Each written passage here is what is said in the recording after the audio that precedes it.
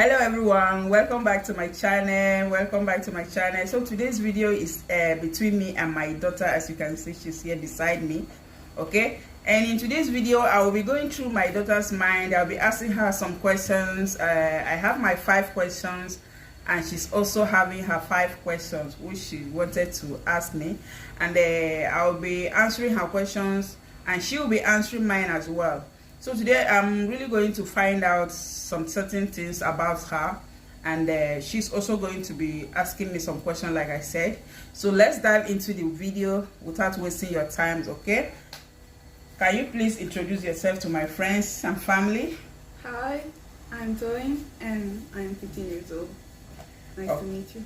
Okay, she said her name is Toyin, she's 15 years old. Like I said, so guys, without wasting your time, let's go directly to the questions, okay? So my first question to my daughter will be like this: why are you not wearing clothes that I buy for you? Because I don't like them. Like, we have different styles, so if you buy something for me and I don't like it, I'm not going to wear it because I go out every day. I see I admire many clothes, and when I look at some gown I say, oh, my daughter will like this cloth, let me buy it, and I bring it home, and when I give it to this girl, she dumped the clothes for months and months without wearing them, and this gets me so angry. Any mother will go out and buy something nice for her daughter, but when I bring it home, she will tell me, oh mom, this clothes is not meant for me. You buy it for you because you like it. You never asked me if I liked it.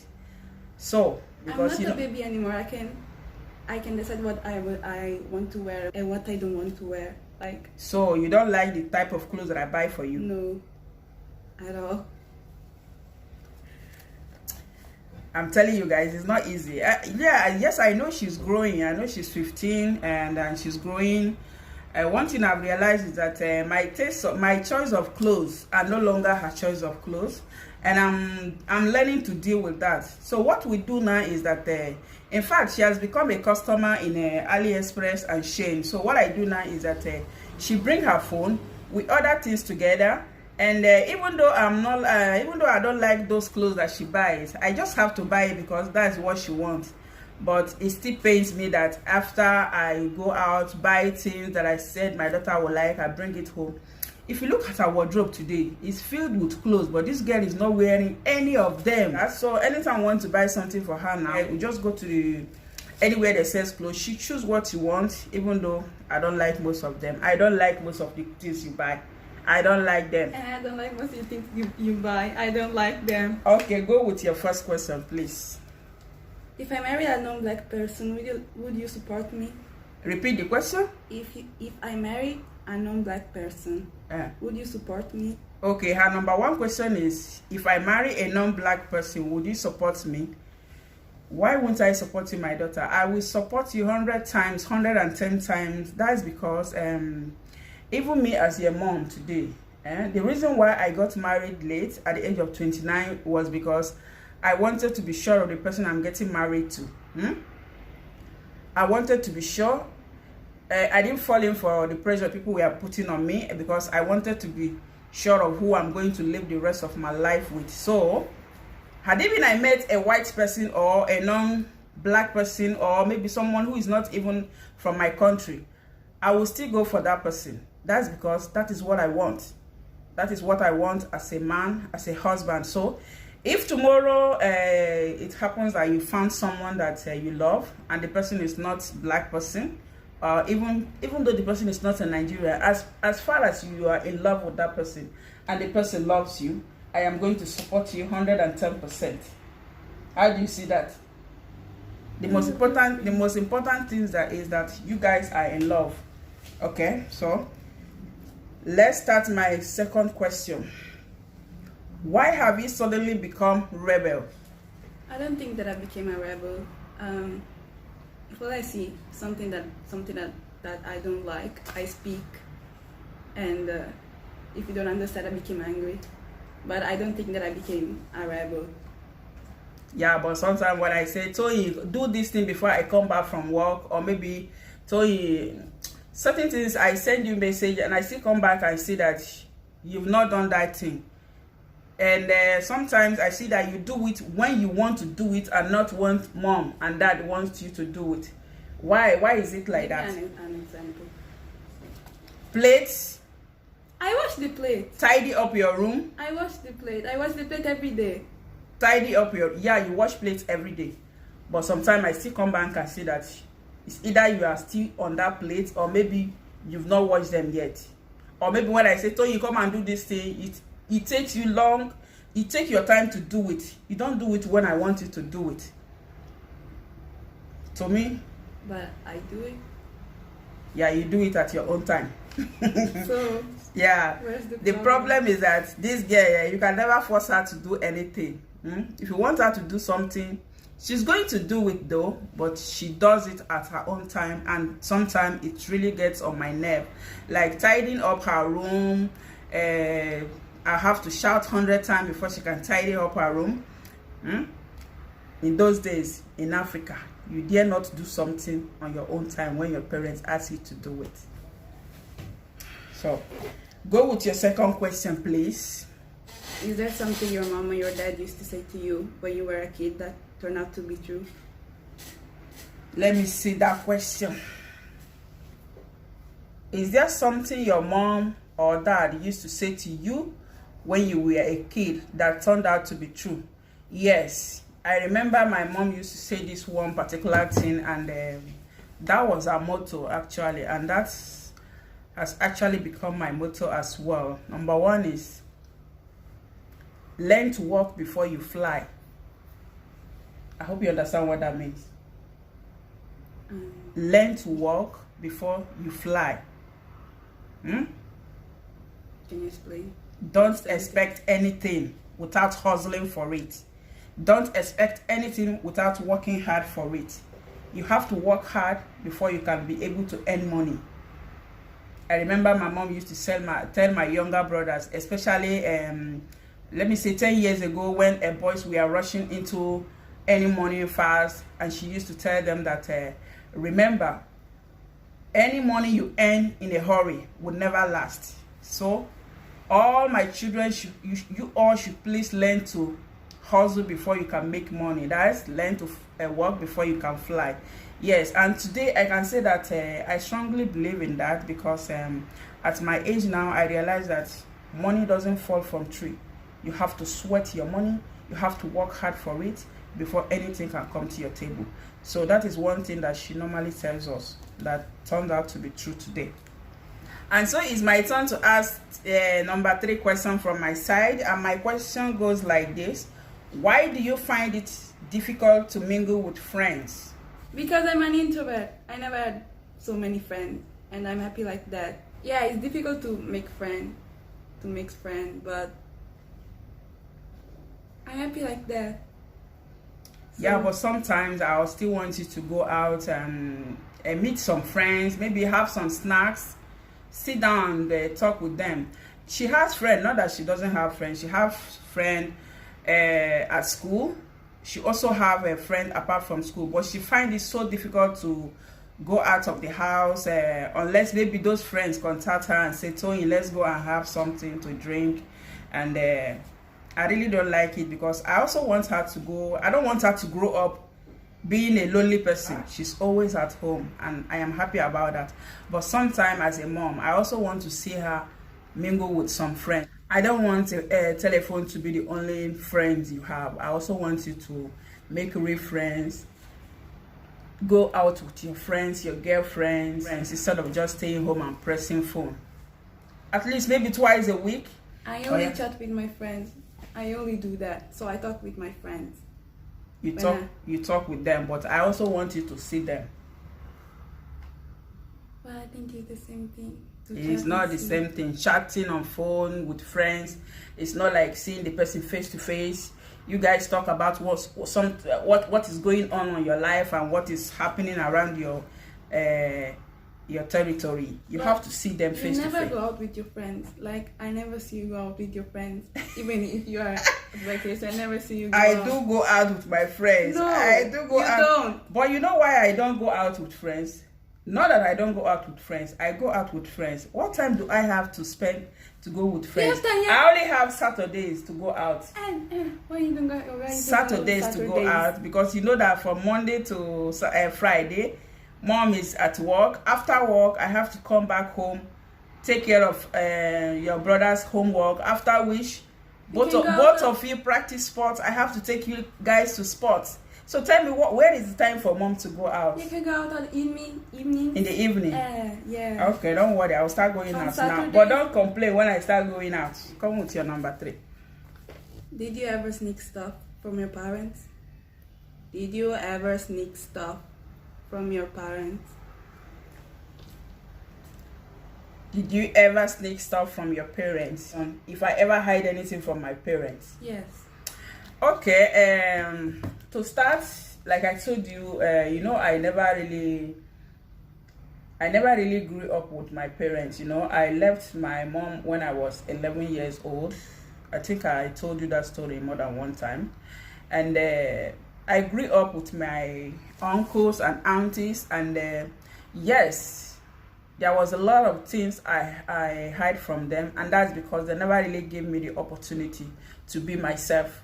And when you are with somebody and the person never really give you a freedom to be yourself, you tend to hide so many things from those people. Yes, I hide a lot of things from them, and frankly speaking, I don't regret my actions. Why? Is because they never gave me a room to be myself, even at the age of 18, 20, because I stayed with my uncle till the age of 21. Even at the age of 21, I was still treated like a child of 5 years. So that was the reason why I was hiding things from them. Even when I had boyfriend, yes, I hide it because he never wants me to have anybody. So yes, I'm sure you're not going to do that with me because you have your freedom. You have your freedom. I might be like this. Yeah? I might be like this. You are happy like this? Okay. Yeah. Thank God. Okay. It's my turn, right? So, what are your plans in 10 years' time? That's a difficult question. I don't know. Like, I know that I'm going to study at the university, but I don't know what I'm going to study. Okay, you know right that now. You know that you're going to study, but you don't know what you're going to study. Right now, no.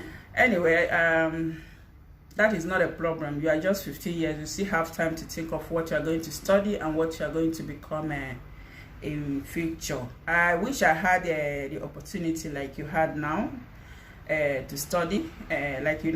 Nobody ever sent me to school.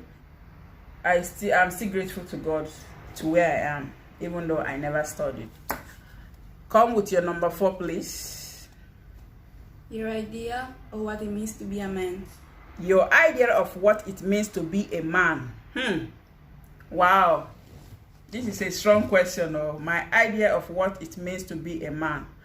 Well, a man is that person that doesn't think just because God gave me this authority to be the head of everything, I am going to do whatever I want to do. That is not my idea of a man. A man is that person who should not see the word man as being only strong in everything. A man should also be fragile.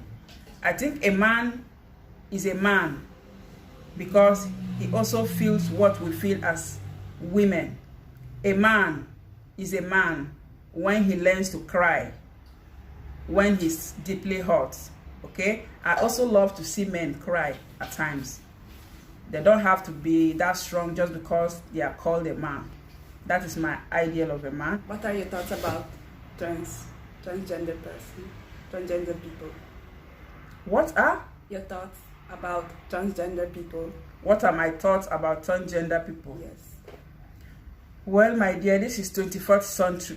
This is 21st century, and things are changing every day.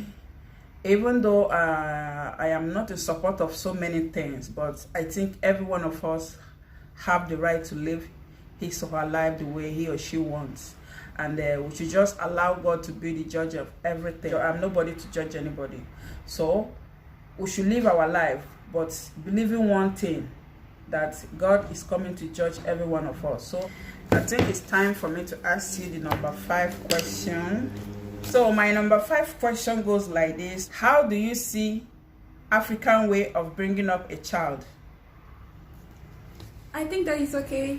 Like, I like it, but sometimes it's too much. Sometimes it's too much. Like, if you're going to beat a child because it is something wrong, it's not going to change his mind. Okay. It's not going to change his mind. You're only beating him. You're not punishing him. You're only beating him. Oh. So not going to change anything. African people exaggerate the way of bringing their child. Okay, so you like it in kind of way and you don't like it in certain ways. Yes. Okay, guys, I know the reason why I brought up this question, okay, because sometimes I do talk with my daughter, and sometimes she really doesn't like the way African people bring up their child, the way they treat children, and she sometimes says that we Africans, we exaggerate in the way of bringing up a child, that we beat so much. I don't beat you. No, but in general. Yeah, in general, because I can't even remember when I beat you last. Though you are not above beating. Even at the age of 20, I can still beat you as far as if you behave yourself. So she doesn't like so many things about African way of bringing up a child. She normally tells me that you can talk to your child without beating. That even if you beat that child, the child will end up doing that thing that you don't want he or she to do at your back. So she believes in communicating with your child, okay? That is the way she sees how to bring up a child. And another thing she normally says to me is that why are African parents fond of doing this? That an African parent will sit down here and a cup will be there. And that African parent will call a child that is in her room, to come and pick that cup and give to you that are sitting down nearby the cup. That is another thing I don't like, because I also grew up with such thing, and I never really find it funny. I never find it funny. In fact, I remember when they used to send me that kind of message. After giving the cup to that person, I'll be cursing that person when I'm going back to my room. I'll be cursing the person, because you can easily stretch out your hands and take the cup, or after eating, get up, drop a... Okay, for example, some African parents, they will eat right here and the kitchen is there. They will not be able to stand up and go and wash their hands in the kitchen. They will call the child inside the room to come and bring water for them to wash the kitchen, to wash their hands.